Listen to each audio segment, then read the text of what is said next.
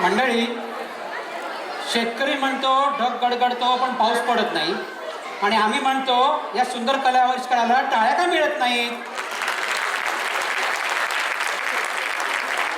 धन्यवाद धन्यवाद. आमनं गाव, आमनं देश, आमनं खानदेश, जय खानदेश.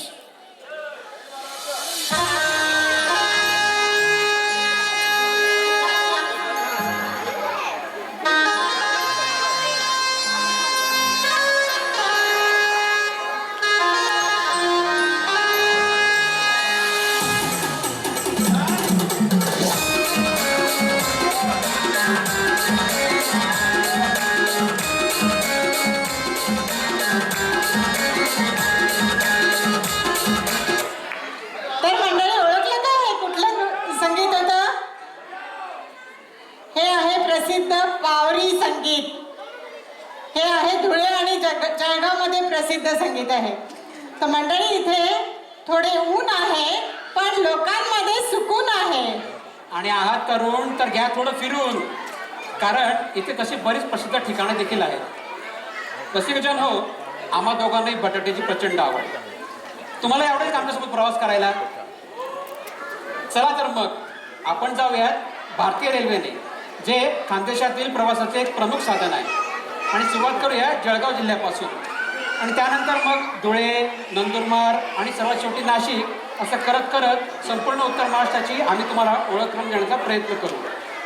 केळी घ्या केळी, 12ला 6, 20ला डझन, अशी केळी विक्रेत्यांची आरोळी आली म्हणजे समजायचं आमचं खानदेश आलं. तर जळगावला बनाना सिटी ऑफ इंडिया म्हणतात, आणि जळगाव जिल्ह्यातील 70 ते 80% केळी येते ती रावेर तालुक्यातून. त्यानंतर येतो मुक्ताईनगर.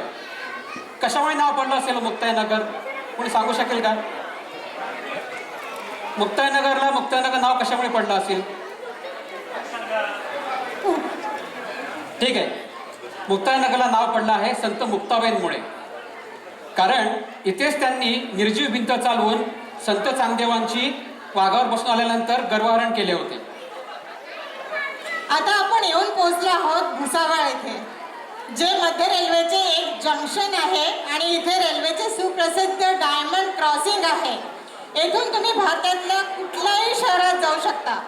येथूनच जवळच सातपुडा पर्वतरांगामधील मनुदेवीचे मंदिर आणि तिथला निसर्गरम्य पर्यटकांना खुणवत असो.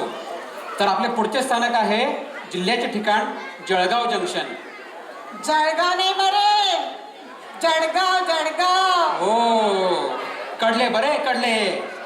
ही इथली बोली भाषा, ळ ला ड म्हणणारी, एक आणि विशिष्ट हेल असणारी, पण तरीही कानाला गोड वाटणारी. तुम्हाला त्या महाराष्ट्राचे हास्यजत्रेतील श्याम राजपूत आठवतो का? अहो, याच बसच्या जोड्यावर त्यांनी अख्ख्या महाराष्ट्रात नाव गवलं. उभं रे रे बट्टड, कुठे चालला तू, कुठे तडपडला होता, अशी भाषा बोलली जाते. या भाषेला कुठलेही व्याकरण नसतं, नियम नसतात. त्यामुळे सर्वच वाटतं की हे भांडतात काय काय आपल्याशी, पण तसं नसतं मंडळी. प्रेक्षक हो, इतर ठिकाणांसारखंच शेती हा इथला प्रमुख व्यवसाय. ज्वारी, बाजरी, कापूस, सोयाबीन ही इथली प्रमुख शेतीची उत्पन्न, आणि त्यातही कापूस म्हणजे पांढरं सोनंच.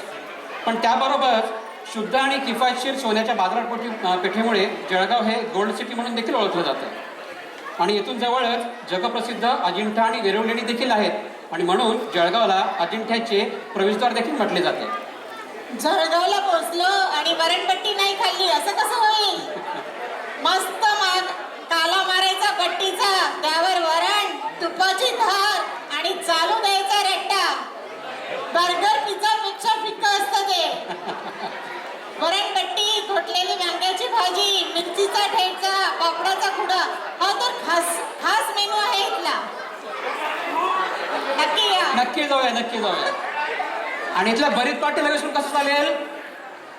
वांग्याच्या शेतात जाऊन तिथलीच ताजी वांगी तोडून भाजून केलेलं भरीत आणि बाजरीची भाकरी किंवा पुऱ्या. अरे, आणखी एक दायगंडराची भाजीला कसं विसरता येईल?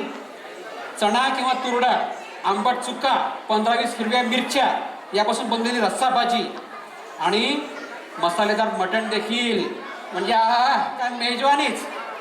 त्याच्या व्यतिरिक्त खापऱ्यावरची पुरणपोळी, केळीचे वेफर्स आणि झणझणीत शेवभाजी ही प्रसिद्ध आहे जळगावची. तर पाणी सुटले ना मंडळी तोंडाला? हे नुसतं ऐकूनच माझ्याच काय पण कित्येक पेशांना तोंडाला पाणी सुटलं असणार. आम्ही आलोच पेट पूजा करून. तोपर्यंत तुम्ही जरा पुढच्या कार्यक्रमाचा आस्वाद घ्या. तर आपल्या समोर येत आहे वैष्णवी साळुंके तबला घेऊन.